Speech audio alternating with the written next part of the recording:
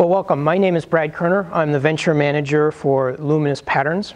You are here in the Salone, which is the home of Large Luminous Surfaces, which is our luminous textiles product, and the One Space product, which you see is the large white light surface up there. And also home to another venture called Luminous Carpets, which you'll see directly behind me when you're free. So my presentation today is titled Embedded Lighting, and what we're going to talk about is this fusion of lighting plus materials that is permitted by advances in LED technology. It's a very exciting space, and there's a lot of potential for advancements in lighting. So here's the problem with architectural lighting as it currently is. It hasn't evolved a whole lot since this. You generally have a hot, dangerous, fragile light source. That's why it's very objectified. It's something you hang from your architecture, you stick onto your architecture, you try to stick up into your architecture and pretend it's not there. The architectural systems have advanced, as you know all too well, but we still think of them as this, sort of these passive lumps of stone and sticks and metal and glass that sit there bathed in light. Like Le Corbusier's famous quote, right? Architecture is a magnificent play of forms bathed in light. Well, now when we can combine lighting into a material, it really challenges this whole notion of how to light architecture.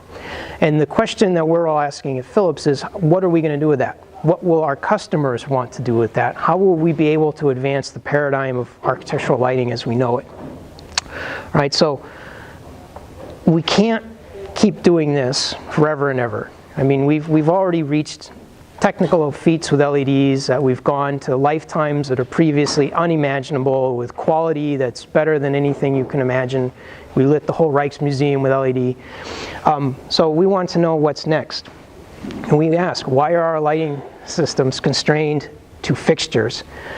I mean, I don't see the ladies dressing like this anymore. Why are we still designing our lighting systems like this? And what we think is architects and interior designers really want to treat light like a material, right? Like this is literally a sample of OLED. This is literally a light as material piece. And it really comes from that whole mid-century modernist philosophy of using the beauty, the inherent beauty of the materials, showcasing those, stripping away the added ornamentation, and focusing on just the forms and the masses of the architecture. Now, we have all these advancements in technology, but I love this slide because there really has to be a broader point, a bigger purpose to what we do, right? I've learned that people will forget what you said, people will forget what you did, but people will never forget how you made them feel, right? And that's what we as architects and interior designers do so well. When you walk into a space, you can feel awed by it, right? When you walk into a cathedral, there's a progression and a sense of light and magic there that just creates feelings of wonder, right? How can we use these new technologies to really impact the way people experience their homes, their hospitals, their shops, whatever? So we are making some progress in that direction. We have some cool new things to show you. This is a concept that I really love because it shows you kind of the possible evolution of this. This is by an artist, Leo Villareal. He's from New York City. He does a lot of lighting installations. He's worked with our Philips Color Kinetics group quite often. You know, he proposed an airport terminal entrance that was an entire plane of light, a sort of media grid system. And if you think about the traditional way you do this, right, you'd stick downlights in every couple of meters, or you'd have some big wall washers stuck here that were uplighting the ceiling. And he's saying, get rid of all of it. It's just a lighting system. It's just basically a canvas for his real art, which is sort of particle physics. And he creates these gorgeous, like dazzling spectacles, right? To me, this is a wonderful way that you can welcome people, and you can create as much crazy animation or as calmness as you want using that system once you have it in place. So how do we reach this dream? How do we move towards, it's no harder than speccing this as an Alucobond cladding system. You can just spec the lighting system in there and reach that point. I want to talk about Richard Kelly. Richard Kelly was a famous lighting designer in New York City in the mid-century. He worked with the likes of Mies van der Rohe and Philip Johnson. He's sort of credited with inventing the modern recessed downlight, as you know, and a lot of wall grazing and wall washing systems. He had this philosophy where he had three types of lighting. He called them focal glow, ambient luminescence, and play of brilliance. Now, focal glow I won't go into too much, but that's the classic spotlight on the art piece. Right? That's the object sitting in light or the object giving off light.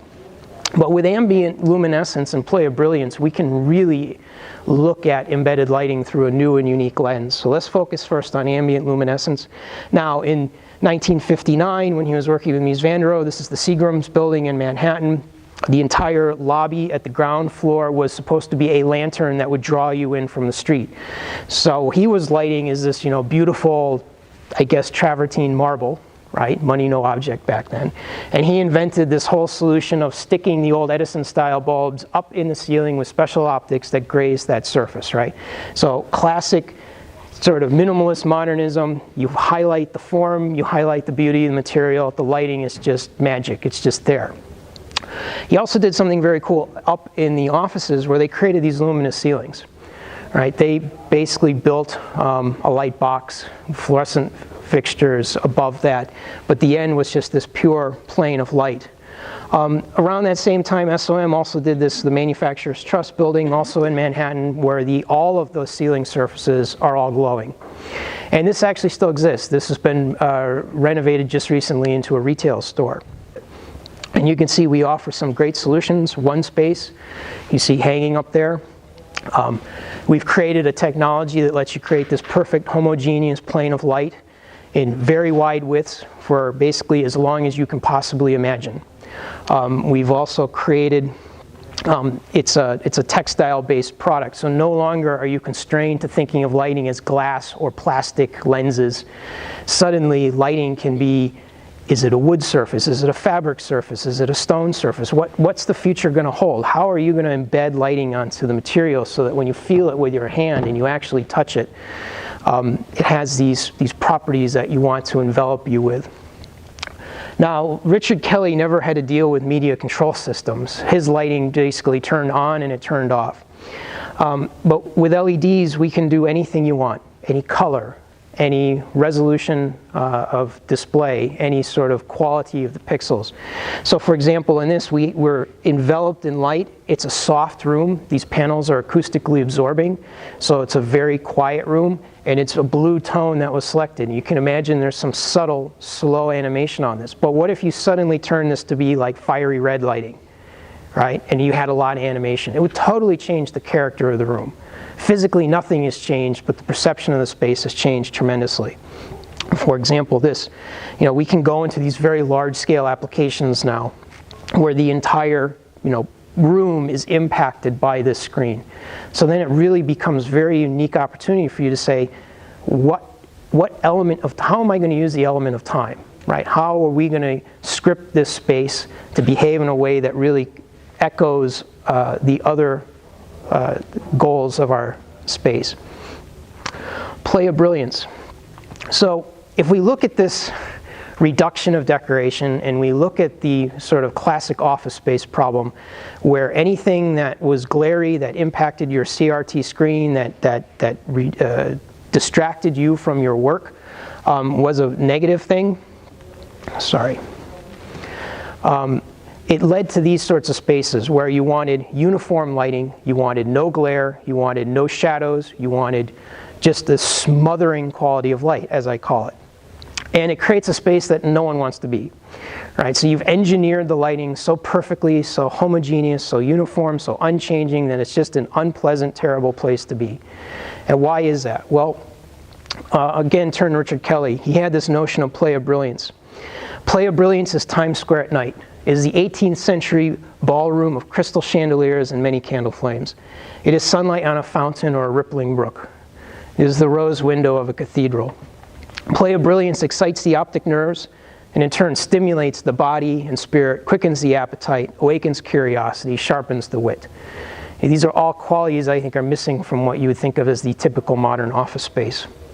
Now, Richard Kelly applied this with Philip Johnson in 1959 in the Seagram's building, the Four Seasons restaurant. You know, he did not have media control systems, he did not have LED lighting, but he had materials.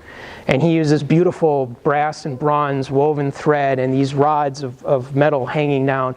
And then famously, he has the fountain in this restaurant, which has underwater lighting. So it creates this sparkling water effect, and everything is just live. Every surface is just live and vibrant, and you just feel like it's a wonderful room to be in.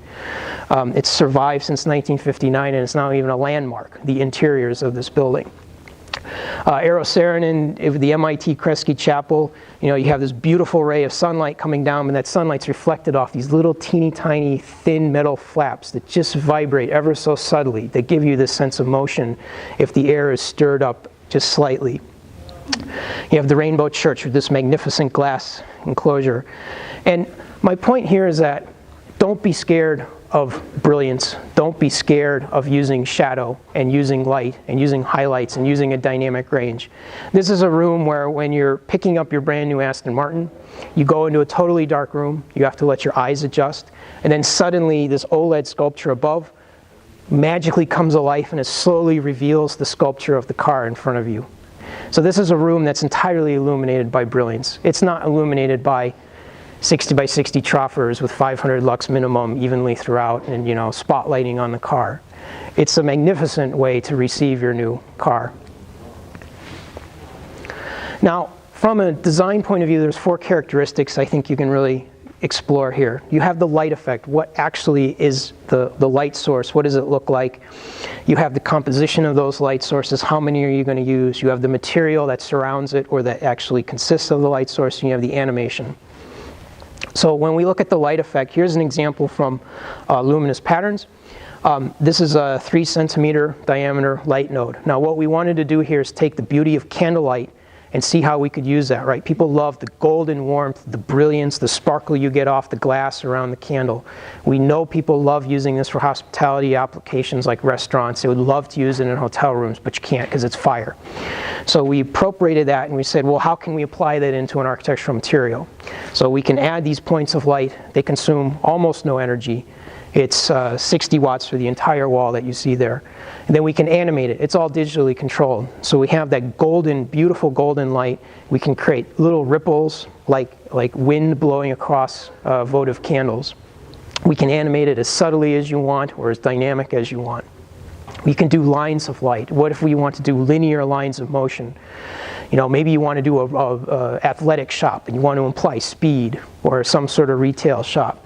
You want to do graphics, right? You can create any graphic composition, any graphic you can draw or you can imagine you can create with as a luminous feature. Composition or patterning, well, what can you do with these patterns, right? This is an example where we have a flowing, you know, lines of linear light occupying the sort of central feature of this lobby. This is something you'll see later tonight if you join us for drinks. This is a parametrically developed pattern where each one of these is an individual light node and they all sparkle. So you see clusters of sparkles sweeping across this wall. Here's a totally different way of thinking. Rather than just sort of ornamentation, here was a bank that had a real need of, they wanted people entering the space to have a progression to that interactive menu in the background. So you can see it doesn't look like much, but remember when it's animated, it creates this, these luminous carpets that we make, creates this natural drawing of people towards that space. They see the animation leading them on, they sort of follow it naturally. And of course this stuff has been around for a long time. It's been around in science fiction. I love this image of, you know, Star Wars. It's used throughout.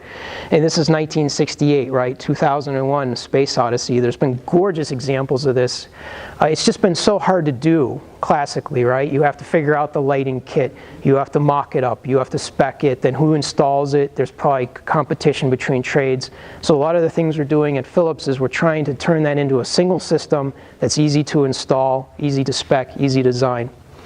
The material expression of these surfaces, all the classic things you get into, tactility, what does it feel like? I love this image because you have the permanence of granite against the sort of softness of these luminous textiles.